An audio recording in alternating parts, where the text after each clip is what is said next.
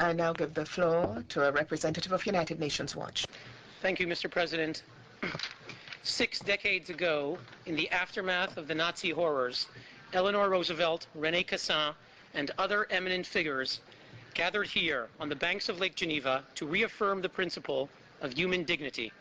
They created the Commission on Human Rights. Today we ask, what has become of this noble dream? In this session, we see the answer. Faced with compelling reports from around the world of torture, persecution, and violence against women, what has this Council pronounced? What has it decided? Nothing. Its response has been silence. Its response has been indifference. Its response has been criminal. One might say, in Harry Truman's words, that this has become a do-nothing, good-for-nothing Council. But that would be inaccurate. This Council has, after all, done something. It has enacted one resolution after another, condemning one single state, Israel. In 8 pronouncements, and there will be 3 more this session, Hamas and Hezbollah have been granted impunity.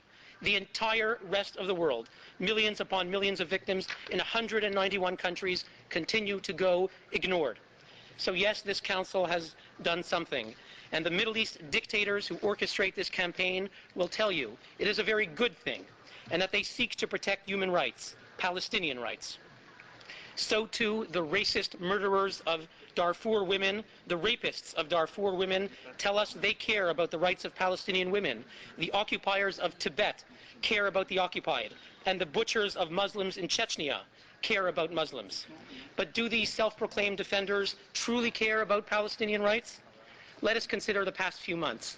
More than 130 Palestinians were killed by Palestinian forces. This is 3 times the combined total that were the pretext for calling special sessions in July and November.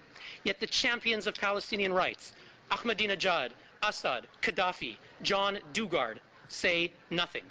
Little 3-year-old boy Salam Balusha and his 2 brothers were murdered in their car by Prime Minister Haniyeh's troops. Why has this Council chosen silence? Because Israel could not be blamed.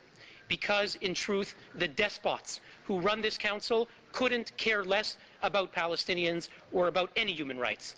They seek to demonize Israeli democracy, to delegitimize the Jewish state, to scapegoat the Jewish people.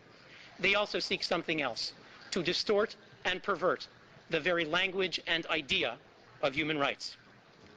You ask, what has become of the founder's dream, of Eleanor Roosevelt, of René Cassin, of John Humphrey, P.C. Chang, Charles Malik, who assembled here in Geneva 60 years ago? Mr. President, with terrible lies and moral inversion, this Council is turning that dream into a nightmare. Thank you, Mr. President.